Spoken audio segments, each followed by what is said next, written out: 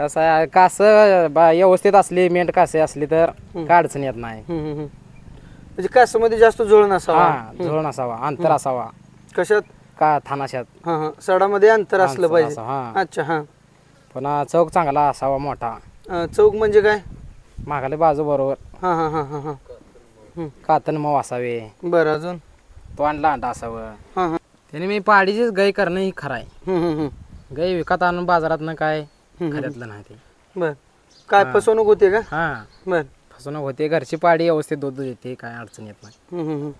नमस्कार पशुपालक शेतकरी मित्रांनो, आज आपण नंदेश्वर या गावामध्ये आलेलो आहे. तर मित्रांनो, आपण पाहू शकताय की या ठिकाणी अगदी प्रशस्त मुक्त गोठा केलेला आहे आणि अतिशय चांगल्या पद्धतीच्या सदृढ शरीराच्या गायी या ठिकाणी यांनी केलेल्या आहेत. तर आपण या दादाला त्या ठिकाणी सर्व माहिती विचारणार आहोत.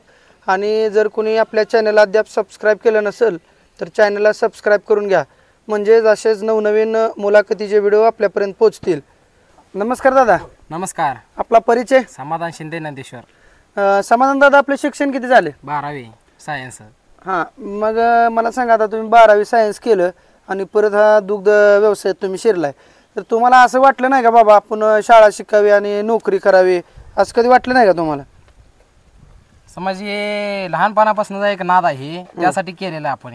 बरं बरं बरं. हा, ते पूर्ण करण्यासाठी केलेलं काय आपण. हां, म्हणजे तुम्हाला लहानपणापासूनच आवड आहे का? बरं. आपल्या गोट्यामध्ये किती गाय आहेत मोठ्या? 25 आहे त्या, बारक्यात आहे त्या. बरं, म्हणजे मोठ्या दूध देणाऱ्या 25 आणि लहान पाड्या 10. बरं. तर आता मला एक प्रामुख्यानं विचारायला आवडेल की तुम्ही सांगितलं की आपल्याकडे 10 पाड्या आहेत, तर त्या पाडीचं संगोपन तुम्ही कशा पद्धतीने करताय? जे लहानपणापासून व्यवस्थित असते ते, बारकेशनला साईडला, मोठी साईडला, बारकेची वेगळी पेंट, मोठ्याची वेगळी पेंट. बरं. तर पाडी संगोपन प्रामुख्याने कसं करावं असं मला वाटतं? त्यांची पेंट घालावी, मोरगास घालावं, व्यवस्थित होते मग. बरं, आता अजून एक रहस्य.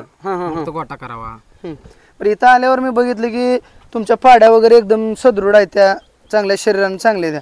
तर ह्याच्या मागचं रहस्य काय आहे? तुम्ही यांना काय आहार देता? गोळी पेंट त्यांची असते, काप स्टार्टर, पुन्हा त्यांना मोरगास असते, दुसरं काय नसतं. एवढं दिल्यानंतर ही चांगलं राहते त्या.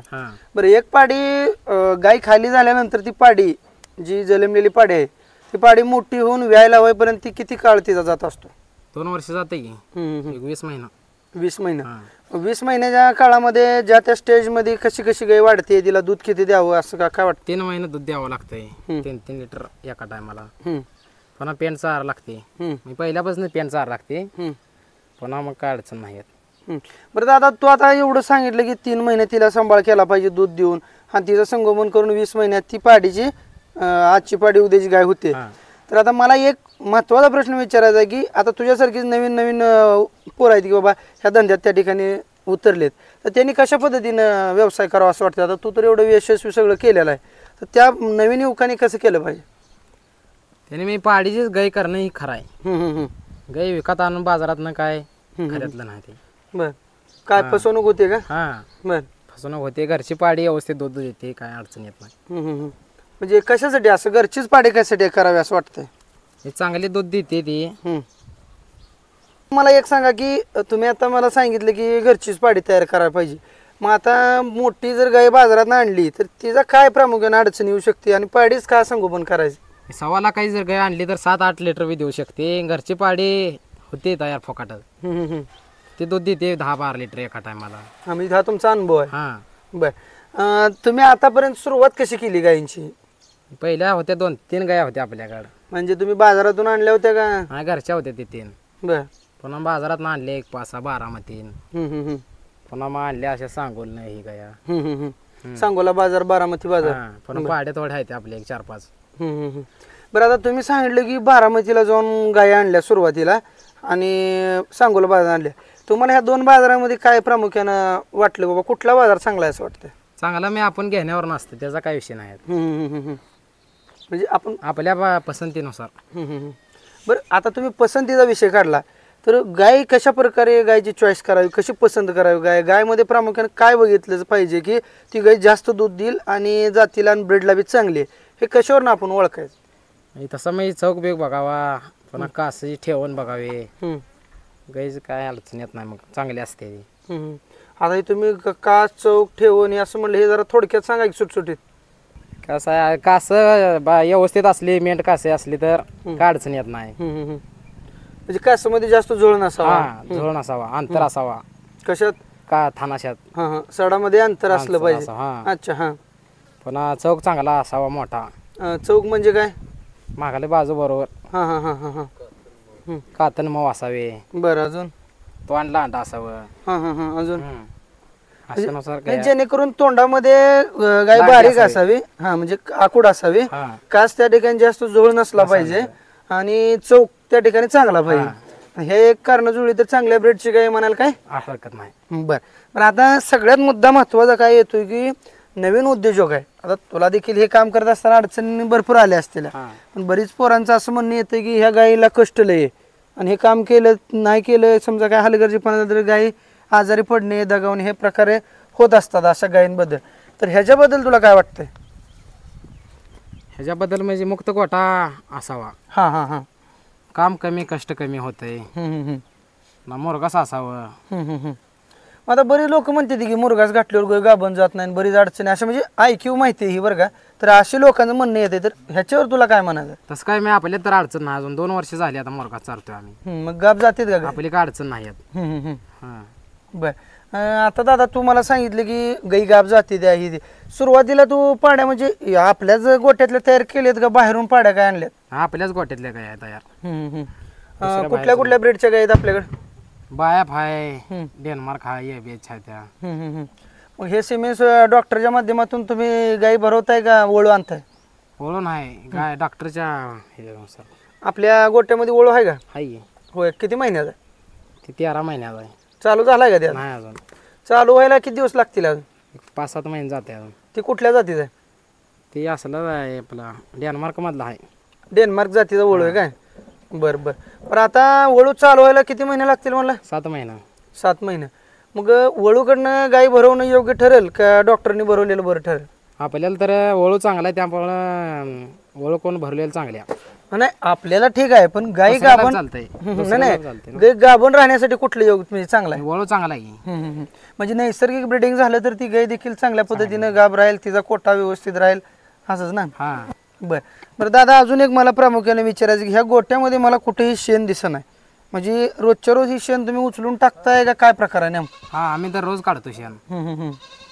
घाण होत नाही, मस्टर होत नाही. आता महत्वाचा मुद्दा सांगितला की मस्टर्डीज. तर गायला जर समजा मस्टर्डीज झालं तर तुम्ही काय काळजी घेताय होणे म्हणून? म्हणजे होणे म्हणून आपल्याकडे डिपिंग आहे, ते लावतो रोजच्या रोज आम्ही. कशाला? थानाशनला. काय आहे डिपिंग म्हणजे? ते औषध आहे त्याचे, त्यामुळे होतच नाही शक्यतो. हां. जरी समजा एखाद्याला काय कारणानं झालीच तर त्याला तुम्ही कशी काळजी घेताय? डॉक्टर टोचल्यावर बरे होते, ते अडचण येत नाही. बरं दादा, आता किती वर्षापासून हा व्यवसाय करताय? 4 वर्ष झाली.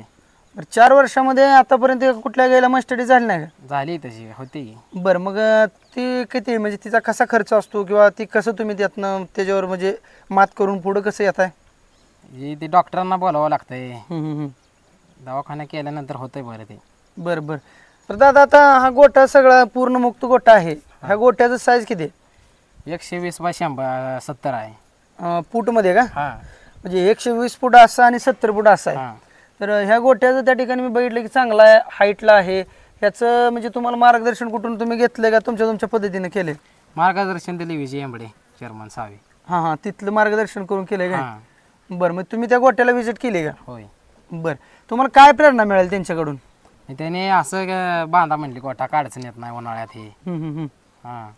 पण आता वारही सुटलीवर ही वर जास्त हाईट आहे, काय नाही अडचण? काय अडचण येत नाही. बरं, वर पत्रा कसला टाकला तुम्ही? सिमेंट पत्रा आहे. सिमेंटचा पत्रा आहे का वर? बरं, ह्याला खर्च किती आला तुम्हाला सगळ्या गोट्याला? गेले 7 लाख गेले याला. 7 लाख, जाळी पत्रे सगळं. बरं बरं. तर आता दादा मला एक सांग की तुझ्या गोट्यामध्ये चाऱ्याचं नियोजन कसं केलं जाते? चारा कुठून उपलब्ध केला जातोय? शेती किती आहे ह्याच्याबद्दल थोडं सांग. शेती काय लय नाही, 4 एकर आहे. चारा आम्ही विकत घेतोय, मोरगास करतोय मका घेऊन. मग आता विकत चारा आणि ह्या गायी हे गणित परवडण्यासारखं आहे का सध्याचा दूध रेट पाहता? परवडतंय. हा यांना जर जाते पाड्या तयार होते 10-1 वर्षाला 10-15. म्हणजे पाडी संगोपनातून जी गाय तयार होते ते तुमचा फायदा आहे म्हणा? आपला फायदा ते. बरं, वार्षिक किती पाड्या तयार होते? 15 होतं की. 15 पाड्या तयार होते? बरं बरं. मग आता तुम्ही गाय वगैरे किंवा पाडी एखाद्या शेतकऱ्याला जर लागली तर तुम्ही देताय का? होय देतोय. म्हणजे पाडी देत नाही गाई देतोय. हा म्हणजे पाडीची गाय तयार करून तुम्ही त्या ठिकाणी गाय विकताय म्हणा. हा विकतोय. बर वार्षिक किती विकताय गाई? 15 विकतोय तयार केलेली तेवढ्या. आणि ही जेवढा 25-30 गायचा गोठा एवढा ही ती राखतोय. हां हां हां हां बरं बरं.